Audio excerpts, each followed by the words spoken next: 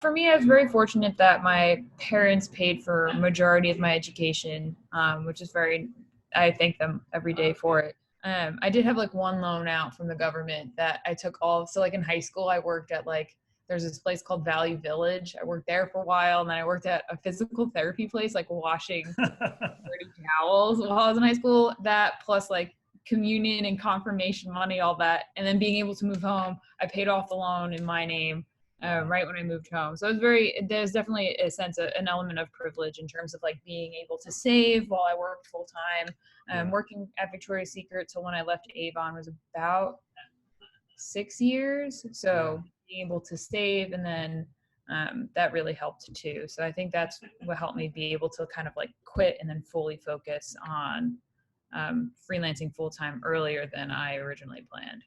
Well, what's really exciting, and I'm looking at this whole interview is from the perspective of a student. I mean, the thing about it that's really cool is that it kind of shows you hustled, I mean, you kind of made this thing happen for yourself. It's not like you went to some art school with a pedigree and you were channeled in because your classmate was the art director for the New York Times or something. Yeah. So I think in some ways that's a really interesting, path that you took. So cool. Well, I got some student questions. Can I ask some of those? Yeah. They were all great. I love them all. Yeah. So let's start with all right, we talked about you going to art school. What inspired you to become an artist or an illustrator? Yeah. So when I was younger, like I always loved, I feel like everybody that goes to art school for the most part, loved drawing and painting. And even though I'm a shit painter, but that's okay. I loved it. And I remember, so our middle school had two high school classes that you could take as a middle schooler that you applied for in sixth grade. So I was working on that portfolio of 3 drawings, and I remember drawing, and my mom was just like, "Oh, like, have you ever thought about like doing art like in your life?" And I was like 11, and I was like, "You can do that?" And she was like, "Yeah, you can do that." And I was like, "Oh, I was just gonna like." I don't know, it's like my uncles are like, a few of my uncles are like lawyers and like one's a nurse. So I just like, in my mind, my dad's in accounting. So like, that was just kind of like, I don't know what I thought a job would be. And my mom was like, no, I mean, you could do whatever, especially with like technology. And this is when I was 11. So like we barely had like one computer in our house. And now I have like 6 devices for myself. So that's really when I started to think about something as more than just a hobby. So I took that studio art class pretty seriously in middle school. And then in high school, I just took like all of the art classes. And that's when I started to look at different art schools. And I didn't want to go to just an art school because I thought that, for me at least, it was important to be able to have access to classes that lived outside of the art world. So even if I just wanted to like sit in on a class that wasn't involved in art, I could. And to be able to meet people that didn't major in art was really important to me. So to have like friends that like studied sciences and like studied literature or whatever. Yeah. That was something that was important. So when I applied to schools, I applied to what did I even apply to? This was a minute ago. I was thinking about it yesterday. I was like, "Whoa, I graduated high school like over 10 years ago." So I applied to BU, where I got in, Syracuse, Cornell, which was definitely a reach, UPenn, which was also a reach, NYU. Even though NYU didn't really have a design program, I still wonder why. I think I applied there just because it's close to home, and I have a very close relationship with my parents. SUNY Purchase, which was another one that was close to home. I think that was it. Those 5.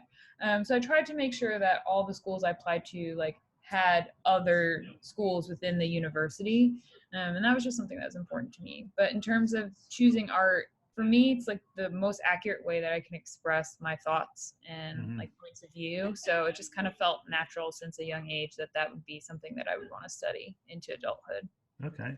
In your design program, did they have illustration? Oh, really? Okay. No. So, and it's funny because like in the first few interviews, I was like, yeah, I studied design and illustration in school, but technically my major is like, I have a Bachelor of Fine Arts in Graphic Design. And so BU's program, and it's changed since, but the first 2 years are very heavily rooted in like foundation work. So you don't really take any design classes, and they've since kind of switched that because I think it's important to start learning design younger. But for me, it was painting, like oil painting classes, drawing classes, printmaking classes, and sculpture classes. So by the time a lot of us got to our junior and senior year, which were more design heavy, so like a lot of the design classes I took were more print design based because I feel like that was just like the beginning of web design being accepted as a legitimate form of design, even though it wasn't that long ago. But by the time we all got to design courses, we've been drawing for so long that all of our designs are very illustrative. And like, that's when I realized that I'm like, there's no wrong answer in school. So I'm just going to start putting illustrations in all my design work. And my teacher is like, we're fine with it, which is great. And then after I graduated is when I was like, okay, now that I don't have to like fulfill a design major, I can like purely illustrate. And then I just found a design job full time to kind of help me, you know, pay off. That's great. Well, I mean, I always say design is such a great background for anything you're going to do creatively. So I agree. But that's cool. Again, I sort of like this, you know, you kind of made this thing happen for yourself, which is great. So are there any artists that inspired your work during that time, or like illustrators, or is there like, was there that one person that you looked up to or still look up to, or? Yeah, I would say for then, my work was very different in school. My like thesis was about, like I made these sculptures for my senior thesis, and they like were made out of like this like faux fur material, and they like floated from the ceiling. And the whole idea was like about a person's soul after they pass away. And now that I've had almost about 10 years like since that, I feel like my point of view then was just like I was afraid of the unknown. So I feel like when you graduate college, at least for me, you have everything pretty much pre-scripted up until when you graduate undergrad or grad school or medical school, depending on your life track. And so graduating and then not knowing what was going to happen, I think really inspired a lot of my work. So in terms of artists that inspired me, I really love George Condo's work. He's a painter. I still love his work. I mean, if I win the lottery, that's what I'm going to blow it all on.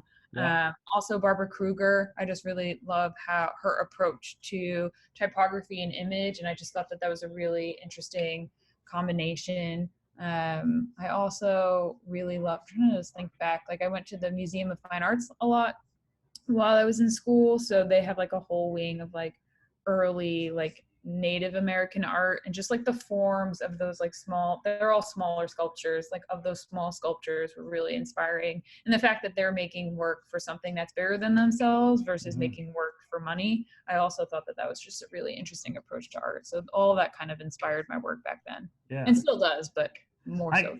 I can see that. I'm kind of familiar with all those people. I can sort of see that translation. So well, so you said your work in college is a little bit different than what you're doing now, or a lot different. How long do you think it took you to find that style that you're kind of known for now? I would say that it was like more of like a natural progression. All my sketchbooks are at my parents' house, or else I would show you. But if eventually when I can go back up there and it be safe, if you look back at all my sketchbooks from now, college, high school, middle school, and even elementary school, I feel like the way that I approached form was always pretty similar. And a point in time, I would say like a few years after I graduated college, and I was like making artwork for myself, but I wasn't really publicly sharing it yet. And I was doing like a few illustration projects as freelance. I looked back at that work and I was like, what are some of the patterns that I've made subconsciously that I could kind of lean into consciously into my work?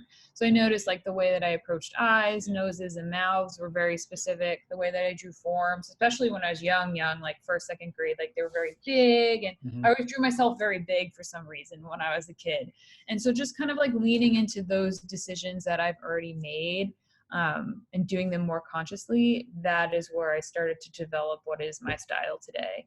So it's one of those things where it's like, it's kind of already been there. I just like consciously started putting it into my newer work. Okay. What methods helped you, or can you think like the question is, what methods helped you find your specific style and your favorite medium? So how do you think once you started, you had the nuggets of all that already, but how did that kind of fully expand? Was it getting positive feedback? Was it just you felt comfortable making the work you're using? I mean, making now, or?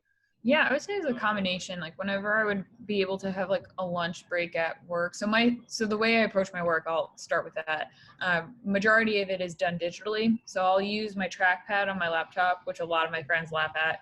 And then I'll kind of like block in really bold, bright colors and shapes. And then once it feels good, I'll print it out on a laser jet printer just because it gives it nice texture. Mm-hmm. And then I'll use I use Prismacolor brush pens. And let's see if I can get that open. And it's nice because you have some form of control, but it still is a brush. And then I'll use the brush pens to add details by hand. And how that came about is like while I was like in lunch breaks, like during my full-time job, I would just kind of play with Photoshop.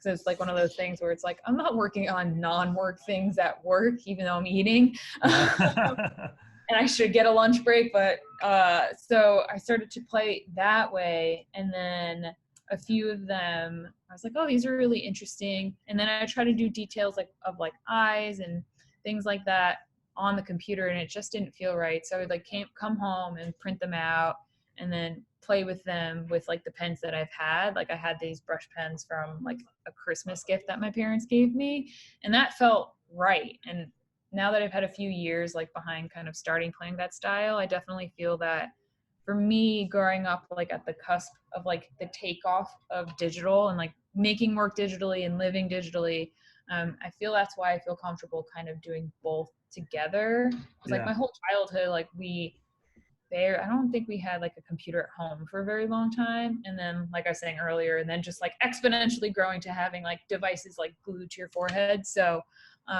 that's where I feel like the comfort level of combining the two made the most sense to me. And being able to kind of lean into that helped me get to a point where I feel like confident in that balance of those two elements. Do you ever explore using like a Wacom or the iPad or anything? I mean, I know Procreate's become real popular with our students. Is that? So yeah, so one of my friends, Adriana, she's an amazing botanical illustrator. She was like, Amber, get the iPad. I'm telling you, it's worth it. I'm like, okay, yeah, that'd be kind of nice to not have to like find a printer when I'm like on vacation. Yeah.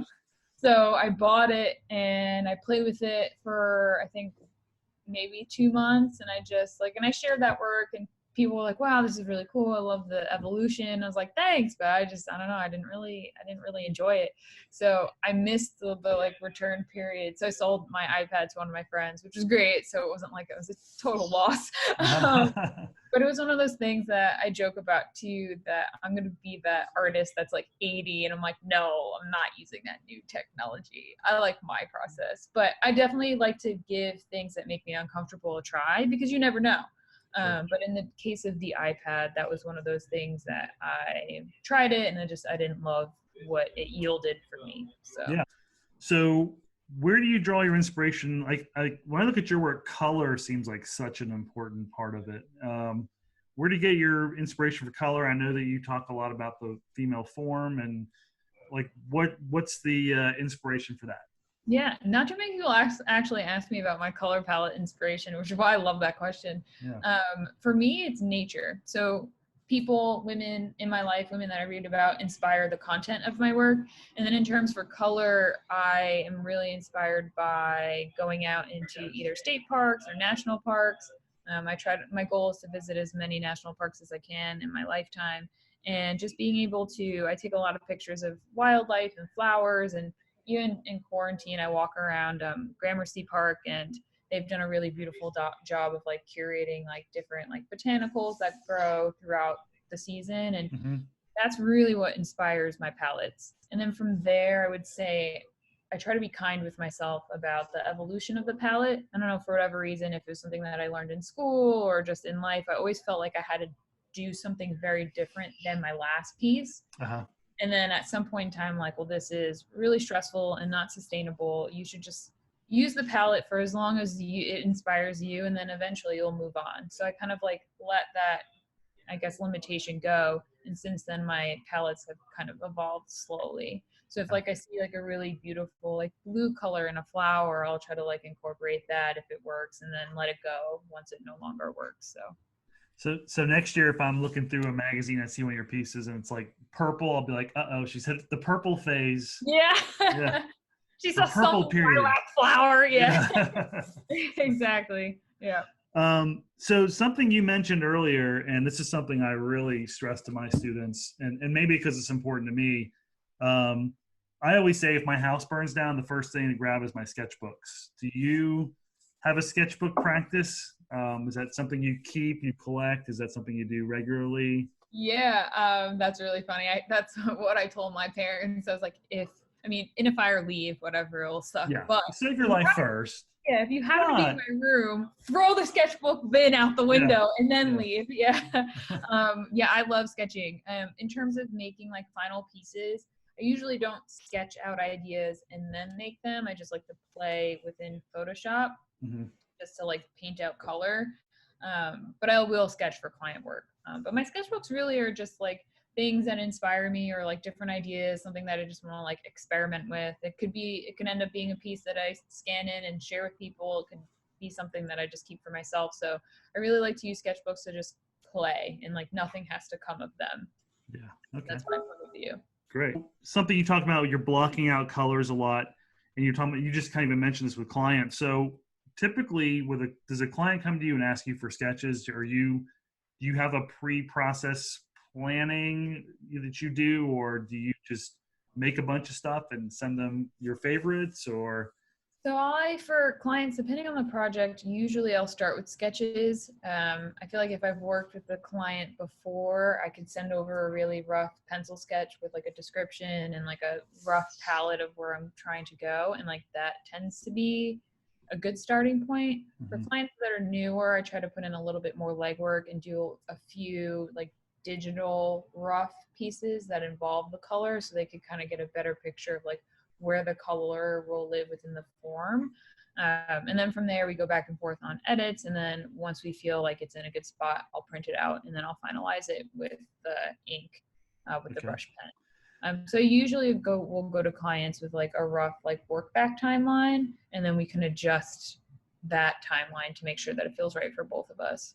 How big are your final pieces? Are we talking like 8.5 by 11 or? They're all small. Oh, okay. So that's how you can. So once you make that final, are you then scanning it back in, or are you sending the original to the client? So I scan it back in, and then I'll scan it in at like 600 DPI. Okay. And then edit it. Like if there's any blemishes from the scanner, I'll edit those out, and then I'll send that over to the client. If it tends to be a piece that's like a good example is I did a collaboration with NK. They're a Swedish department store, and they asked for vector files. So in that case, what I did is I had the drawn files for them that I did by hand that they could share on social and things like that, and then the vector files for them to be able to kind of take apart and use for their in-store signage and things like that. I hate the vector file. The translation, it always loses just a little something, It does. In the terms of NK, it was pretty cool because they used the vector to make like a 3D like window display. So that was really cool. So that's why they asked for the vector. They're like, yeah, we can't do that with the drawing.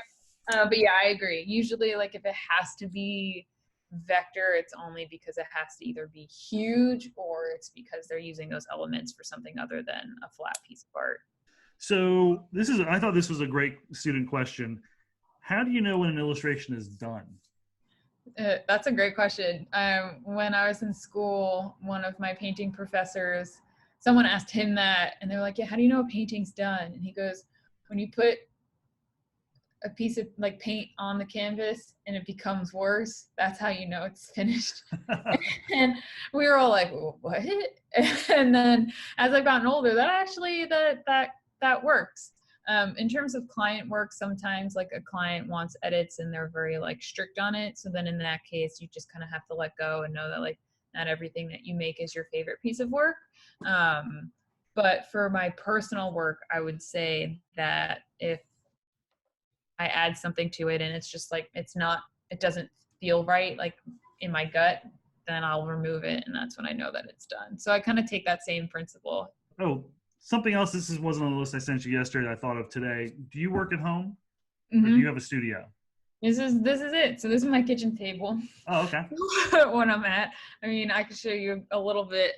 So my fiance, he's working upstairs, but yeah, that's our living room. That's our kitchen. And then upstairs is our bed, essentially. Cool. Oh wow, we get like Illustrator cribs too. This is great. Yeah. So, I mean, it's a small space, but I love it. And I think that's predominantly why my work tends to be smaller, just because I have a printer and you can't see it behind the TV stand. And just being able to store smaller work is just easier in a small. I think something I read in some of your interviews is that you like to take walks and stuff. So you have to kind of get out of the space sometimes, kind of clear your mind. And Yeah, and especially during quarantine, like I schedule off like daily walks. I think that's what I'm doing after this. But I try to schedule time to like go out for a walk because I feel if I don't, I'll forget. It's important, I feel like, to move around, especially when you live in a smaller apartment or a smaller space, just to be able to kind of shake your mind from the same daily visual. Yeah. So do you have anyone that you talk to or interact or share your work with when you're working on it? I mean, do you ever feel like you're in a bubble, or do you have a community that you kind of go to for? Yeah, I have like a few friends that are also freelance illustrators. It feels like forever ago that I've seen any of them, but usually like if they live in the city, like we'll go and we'll get coffee or we'll go for walks together, or like if I need like a gut check on something for a project, I'll share it with them. And we try to do that even in regards to like pricing work too. It's really nice to be able to reach out to people and just kind of like ask them their point of view on things. Yeah. And then even Instagram, people will ask me, like, I've never met them. They live around the globe and they're like, hey, I got this freelance project. Like, what do you think? Like, I think that's the beauty of the internet too, is like you can ask anyone like their opinion on something and it usually is totally fine. Wow. You're very nice to do that. That's, I think that's cool that you're that open about it. I noticed in several of your interviews that you said, hey, just email me if you have a question. And I appreciate that. Yeah, sometimes I'm able to answer it. Sometimes I'm like, I need a little more context. Yeah. But I try my best to answer, with the knowledge that I do have. That's cool. All right. Well, so kind of the next section of questions are about making money. Multiple revenue streams is something, it's kind of like a buzz phrase you hear. So what are your thoughts on illustrators that also sell art products, such as prints, their original work? I mean, you talked about, you do a lot of team ups with some pretty cool brands and stuff. What are your thoughts on entrepreneurship as an illustrator? For me, it's important, especially like during this time, like a lot of my bigger client projects with different brands have fallen through just given like the current state of the world. So being able to rely on things like I use Society 6 to sell my prints just because making editions and storing them in my apartment is impossible. Yeah. And that's really great where it's Has like that a been a very good low. I'm sorry, has that been a good experience working with Society 6? I mean, I love them. I think that they definitely have opportunity to improve, but they're very open to like listening to artists' points of view. But for me, it's really nice that all I have to do is share the link. I could set my own profit margins, and then I don't have to worry about fulfillment or customer service. So if someone comes to me being like, hey, like I ordered a print of yours from Society 6 and like it's ripped, what should I do? I'm like, email them, they'll give you the money back or they'll send you a new one, or so it's really nice that I don't have to worry about that. So for me, having multiple revenue streams and being like entrepreneurial in that sense has been really helpful, especially during times like these where brands are just like all kind of not spending money on marketing or not spending money on like artist collaborations or new products just because they're trying to get through this whole quarantine situation. Is that something you like? You talked about, scheduling walks and stuff. Is that something that you budget into your weekly to-do list? Like, hey, today I'm going to make some original paintings, or I'm going to upload some new artwork. Is that something that's a regular thing? Yeah, so I'll like just block off time that just says draw. Like, and that's helps. Important. Yeah, because I feel like, again, like sometimes you'll forget, or I'll do things like a lot of the client work that I get, whether it's like editorial or with brands, is because of outreach that I do myself. So I'll also schedule that in to just like outreach to different brands, whether I was served like an ad from a brand on Instagram, I'll save it. And then when I do have that time scheduled, I'll reach out to that brand. But same thing with like Society 6. I also try to regularly share those links just because as you gain new followers, they don't necessarily know where to go to buy prints. So I schedule that all into my day. And like, even though like it's not like an immediate payoff in terms of like being able to pay your rent or pay your bills, if you can take just a small amount of time daily to contribute to those additional revenue streams, they'll pay you back in the future, which I think is important. Yeah. So one of the students asked, how do you begin to create your illustrations onto things such as shoes, bags, jewelry, and socks? And you can talk about happy socks a Yeah, little bit. I have them on my feet. I was hoping I would have them so I could wear them, but mine haven't arrived yet. So Yeah, I know. I feel like so happy socks. That was a cool one because they gifted me so many. So I used Amazon fulfillment because I couldn't fit 200 boxes of socks in my apartment. Oh my God. Yeah. And then they also sell them on their website too. So when it comes to like living on actual product, that's something where I try to be really flexible with the artwork itself. So if it's like a sneaker, like where can the art live? Or I'm doing a full illustration, but then it also makes sense as a shoe. So for like my sneakers, I put the artwork on the soles of the shoes. And then for the socks, I just try to think about like what I would want to wear or like what feels authentic to me. And then I kind of jump off of that.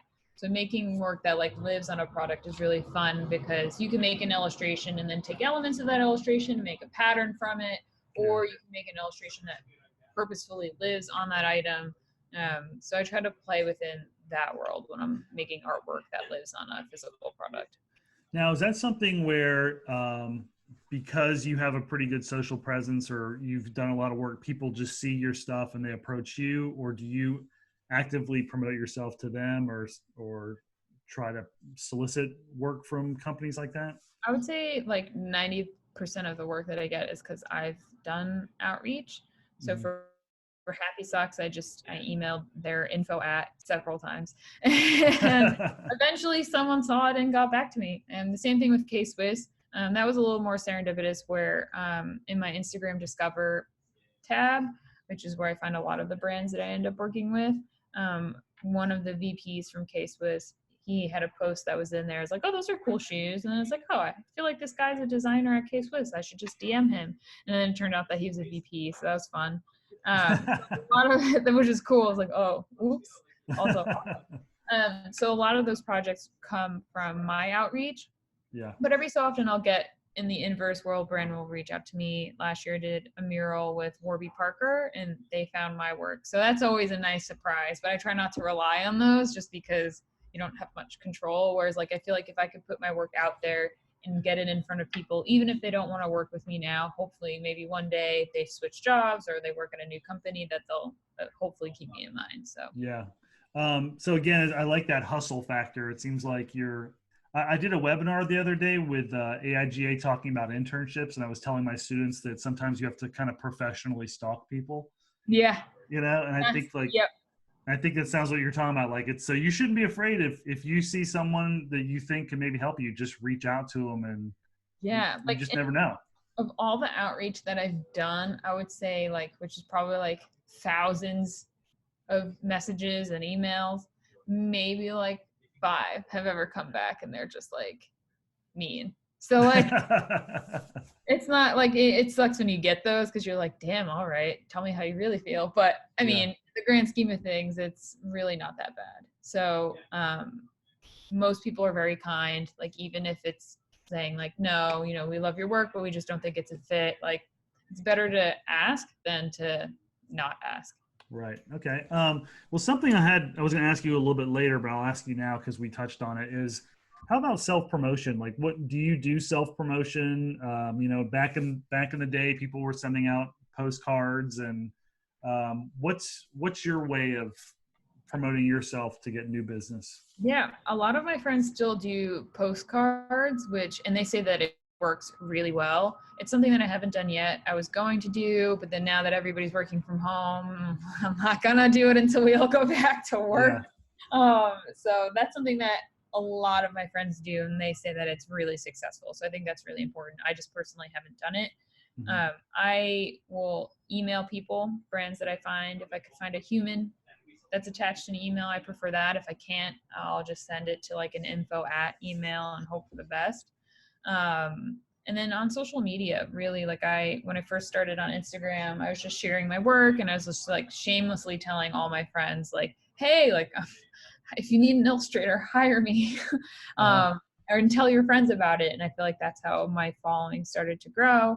And then I also reached out to a lot of publications, just be like, oh, I would love if you could write about my work. And that also helps because it gets people that are reading that publication to then follow you on social media. So just like pretty shamelessly just reaching out. And a lot of my artist friends do struggle with that. They're like, wow, you just are shameless about promoting yourself. And I'm like, well, yeah, I gotta eat, you know? So I don't think that there's any shame in just being like, hey, this is what I make. I'm really proud of it, and I'd love to work together. And if not, that's cool. But just so you know, so yeah, no one's gonna.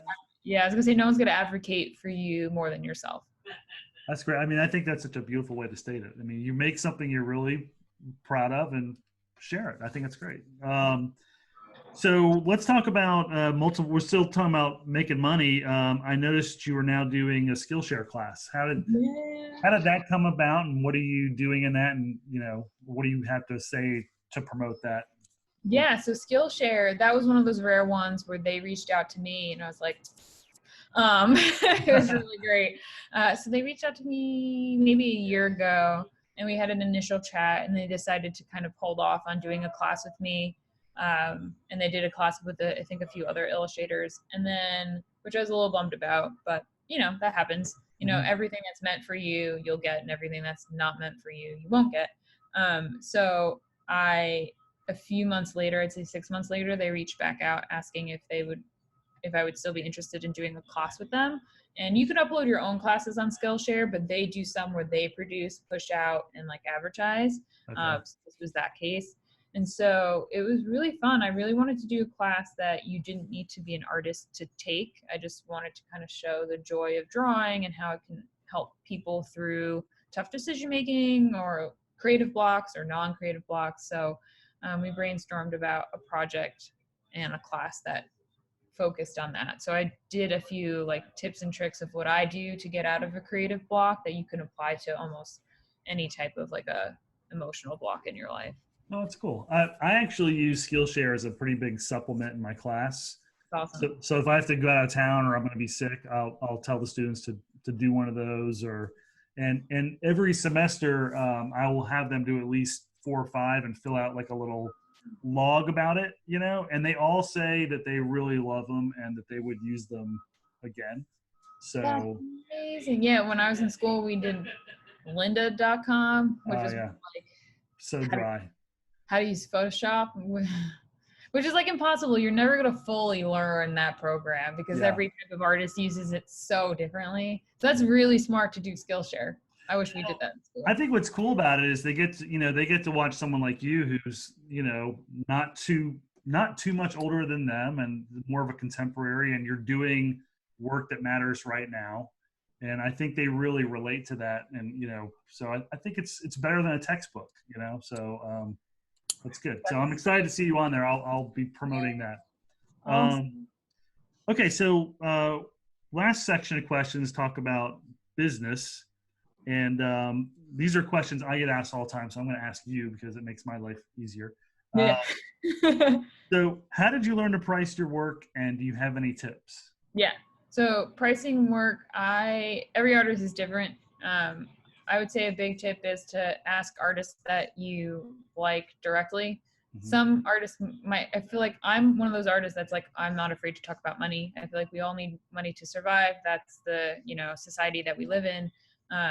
So I'm a proponent of just saying, like, reach out to an artist, be like, hey, I have this project, like, this is the budget that the client's giving me. Like, do you think that's fair? So for me, how I price is, if it's editorial, usually the publication has a budget. Mm-hmm. If it feels low to you, definitely I would say always negotiate, but especially if it feels low, negotiate. If they're tight on their budget, make sure that the usage is something that you own, like you always own the copyright, and then they have the usage for just that one publication. Okay. So that's usually my rule of thumb for editorial. For brand collaborations, it can really depend. If it's a smaller brand, their budget's going to be a lot smaller than a bigger brand. My first, line of defense is to ask them if they have a budget.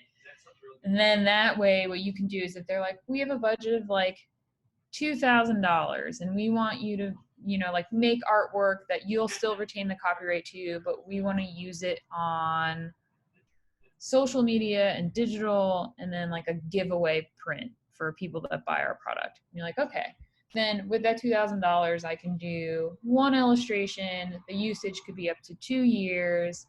You can't sell or profit off of it, so they can't put it on a t-shirt and sell it. So I try to like work backwards from that budget and see what I would feel comfortable doing for that. Okay. That's the ideal. A lot of brands usually volley it back to you and they're like, you let us know. Uh-huh. So in that case, what I'll do is my first question is, what is the usage? If they want to buy the copyright, that's something that's going to be much more expensive than where you retain the copyright.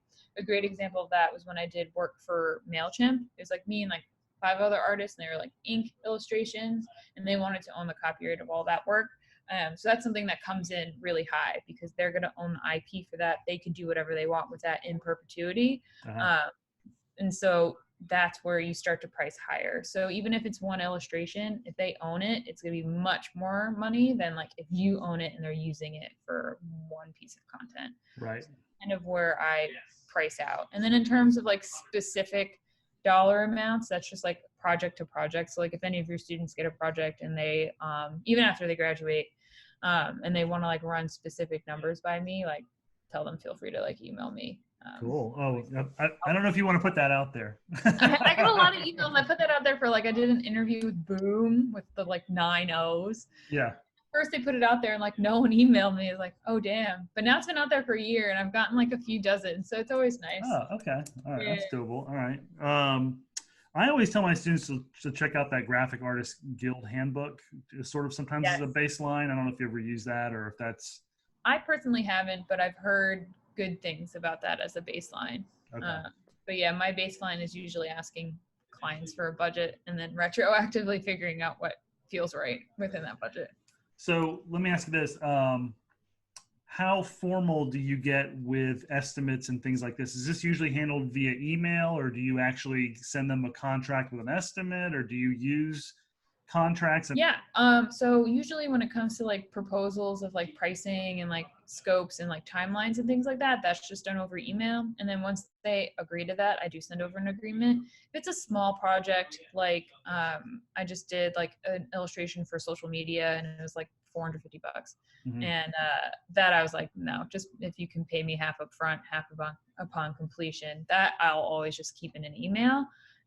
But if it's a bigger project where it's like living on packaging or like the budget is much higher and like your payment terms are a little different or you're not getting paid until like net 30, that's when I'll send over agreement, or the brand in that case usually has an agreement of their own that I kind of read through and make sure it is correct before I sign it. If your students want, if you can remind me, my dad he's in accounting, but he deals a lot with like legal stuff. So he wrote a really short, to the point contract template that I use that I can send over. Oh, cool. Okay. Awesome. Thank you. That's very generous. So I guess we covered how you first found your clients. You're a hustler, you promote, that's good. What about awards and competitions? Do you enter things into competitions? I do. It's tough. I'm still like developing a point of view on like awards. For me, especially when I first started, I thought that was the only way to like get your name out there. And a lot of them are expensive. So I applied to a bunch of them. And now my rule is that I just do like one a year, unless it's free. Like if it's free, yeah, I'll apply. But I think that the cost to enter, I understand, because like it's supporting the organizations that's hosting the award show and stuff like that. But I feel like that barrier to entry really makes it so only a small percentage of the people that are winning are people that can already afford to submit. So like there are some competitions that like for designers, not for illustrators, where like the only people that could afford to pay like $5,000 to enter are like these huge agencies. Like it's ridiculous. So for me, I feel like a lot of the work that I get comes from just like me putting it out there and me telling people to tell people to tell people. Yeah. But in the beginning, I applied to a lot of awards. And then if it's like a piece that I really love and like the cost of applying to that award isn't too terrible, I'll do it. But I try to keep it to like one a year. Okay. Yeah. Have you ever thought about using a rep or working with a rep, or have you ever been approached? So in the beginning I thought that was the only way to like find work. So I reached out to like everyone and everyone's like, thanks, but no. So then I just like did my own outreach. And then like as my work like slowly tracked in popularity, even though I'm still small beans, a few people have approached me. And then I've done a trial 2 years ago, like a 3-month trial. And it was just one of those things that I just felt that it was adding unnecessary middlemen. And I really like doing outreach and like working directly with clients and, you know, coming up with something together. Whereas like with a rep in the middle, a lot can get lost in translation. I've found in my experience, other artists think differently, but for me, I prefer to find my own work. And then in terms of like the percentage that a rep takes, I feel like that's very antiquated. A lot of like agents will be like, we need to take 20 to 30% of everything, even if you find it yourself. And then you're like, okay, cool. So I have to get a part-time job then to pay you on top of my so I'm hoping that a few agencies I've noticed have done this where they've been like, hey, we really love your work. We were wondering if a project ever came up, could we pitch you? And then if we get the project with you, then like we would just take 15% off the top. I think that's a better business model, at least for artists, because then you're not contractually obliged to anybody. Yeah. And if they get the job for you, of course they deserve that percentage because they found that project for you. But they're not taking a cut of everything that you've ever made and like your firstborn. So yeah. I'm hoping that's where like agencies and reps will go. But for now, there are still a lot of reps that do that old industry model where they like own you practically. So that's why I've just preferred to work for myself and not have a rep. Sure. Okay, just a couple more questions. Yeah. One thing that I noticed on your website that I'm starting to see more and more in illustration is motion. And sometimes it can be just as simple as an animated GIF of your work. How do you feel about that? Or is that something that you're doing more of, or people are asking for more? Or I would say that I've gotten a few projects where people are like, oh, can you also animate? And I always like to say no, because I feel like animation is its own art form. So I usually will suggest like, oh, like my work, I could definitely layer the files so they can be animated if you have an animator in-house, or if you would like to hire a freelance animator, like I can work with an animator. Just because I don't know how to animate other than the GIFs. Like I've done that for like Instagram, like the stickers. That's just 3 drawings. So it's like stop motion, 3 drawings. I scan them in and then I toggle them on and off in Photoshop. Like that's my extent of animation. There is an animated piece on my website where like a figure fully moves, and that was done with an animator. Oh, okay. So that's what I like to show, where it's like I can definitely work in collaboration with animators, but I myself am not an animator. And I'm pretty strict on that. I think if it's something as an illustrator you love to do both, I think that's something that's great to market, but do remember that you should be charging a lot extra because you're doing a lot more legwork than just illustrating or just animating. Yeah, animation takes forever, it seems like. What about the future? What are you hoping, or do you have anything you're working towards? I mean, it seems like you do a lot of interesting, cool projects. I feel like you should write a book with all the useful information you have, but is there anything you're thinking of? Like, do you have a dream project or goals for what you're doing, or? Yeah, actually, I go to the post office once a week now because of everything. But you could submit your work by mail, obviously, to for them to consider you to work with you for stamps. And I love the post office just because, like, I live like 2 blocks from one, and that's where I mail out all the work that people buy from me. And it'd be really cool to make stamps. So that's a life goal that I did a lot of Googling in my free time over the last few weeks. That you just mail it in. So that's there awesome. You go. If anyone wants the address. So that's definitely a big goal of mine. I think to continue to make artwork that lives on products that are a bit more accessible for people. I think that's really important. I try to make my artwork as accessible as possible, just because I feel like within the art world, there is this super high barrier to entry in terms of like collecting art and owning art. And I think that I would like to change that, where like you don't need to be a millionaire to buy work from me. Like I don't know. Yeah. I just think unless you're buying like I don't know, like a house and like it costs $1 million to make, then but yeah, those are things that I try to always keep top of mind, especially when I'm working with other brands, to try to make work that people, when they buy it, it's not only artwork, but it's also something that they can get use out of. Cool. That's great. Well, I guess the last question I have for you is you talked about your dad being an accountant. But do you use any kind of software for billing or accounting? Is that something you handle yourself, or do you get dad to do it for you? Or so yeah, combination of all that. I mean, that's pretty convenient. I thank my dad every day. So in terms of keeping track of my like invoices and how much I'm making monthly, I use a spreadsheet. So I just use Google Sheets. It's just like Excel, but I use Google Sheets because then I can access it from my phone or from my laptop, and I break it down per month. So my income per month, about when I get paid. So if I get paid in that month, it goes into that month. And then I link out to all my invoices, just like linking in each of the line items for each of my projects. Okay. And I'll just use Google Docs to make an invoice. I'll save it down as a PDF and then I'll send it over. And then usually for payment, it depends on the brand. Bigger brands will just do like a direct deposit. Smaller brands can do like a PayPal, or they'll send you a check in the mail. So I usually am pretty flexible about how I get paid, whatever works best for the brand. And then in terms of like taxes and things like that, when I first started freelancing, I was just a sole proprietor.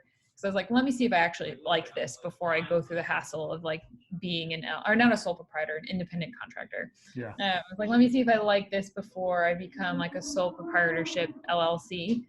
So January 2019 is when I decided to become an LLC. And my dad helps me a lot with my taxes.